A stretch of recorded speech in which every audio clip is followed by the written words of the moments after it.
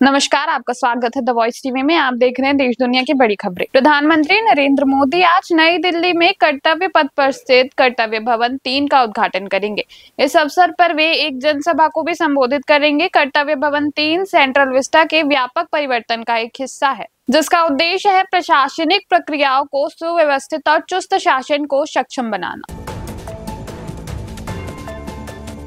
इसी के साथ अगली खबर, कल फिलिप्स्तान के राष्ट्रपति फर्डिनांड आर मार्कोस जूनियर के सम्मान में आयोजित भोज में राष्ट्रपति मुर्मू ने कहा कि आज द्विपक्षीय संबंधों का रणनीतिक साझेदारी के स्तर पर बढ़ाने से हमारी बहुआयामी सहयोग को और बल मिलेगा। और उन्होंने कहा कि फिलीपींस भारत के एक्ट ईस्ट नीति के हिंद प्रशांत क्षेत्र के प्रति भारत के दृष्टिकोण में एक महत्वपूर्ण साझेदार है।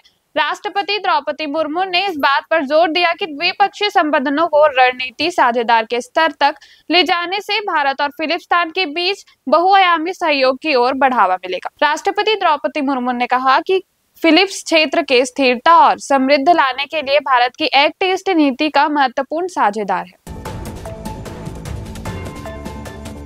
इसी के साथ तीसरी खबर, उत्तराखंड के उत्तरकाशी जिले में धराली स्थित खीरगंगा नदी में कल बादल फटने से आई विनाशकारी बाढ़ के बाद राहत और बचाव कार्य युद्ध स्तर पर जारी है। सेना, एनडीआरएफ और एसडीआरएफ, जिला प्रशासन और अन्य संबंधित एजेंसियों बचाव और राहत कार्यों में सक्रिय रूप से शामिल है।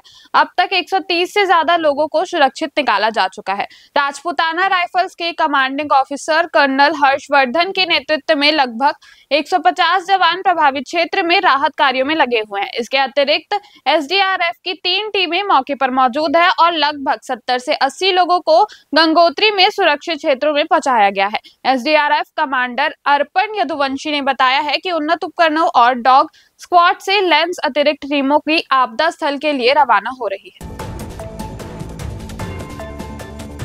इसी के साथ अगली खबर, केंद्रीय सहकारिता मंत्री अमित शाह ने कहा है कि प्रधानमंत्री नरेंद्र मोदी के नेतृत्व में सहकारिता मंत्रालय सहकारी समितियों की जीवंत और सफल व्यावसायिक इकाइयों में बदलने के लिए प्रतिबद्ध है। उन्होंने कल नई दिल्ली में सहकारिता क्षेत्र को मजबूत करने की पहलों पर अपने मंत्रालय की सलाहकार समिति की दूसरी बैठक की अध्यक्षता करते हुए यह बात कही कि केंद्रीय सहकारिता मंत्री ने कहा कि राष्ट्रीय सहकारिता नीति 2025 में देश में सतत सहकारी विकास के लिए एक व्यापक रोड मैप प्रदान करती है।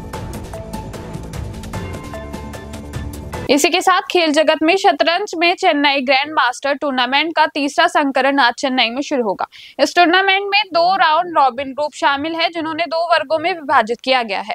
मास्टर और चैलेंजर्स आज होने वाले मास्टर्स राउंड में एक मुकाबले में भारतीय ग्रैंड मास्टर अर्जुन एरिंगैसी का सामना अमेरिकी वॉन्डर लियांग में होगा, जबकि विदित गुजराती का सामना डच खिलाड़ी जॉर्डन वैन फॉस्टेट से होगा। वही चैलेंजर्स वर्ग में एक अखिल भारतीय मुकाबला होगा, जिसमें 2 महिला खिलाड़ी हरिका द्रोणवली और वैशाली रमेश बाबू भी शामिल है। ऐसे ही खबरों के लिए बने रहिए द वॉइस टीवी के साथ।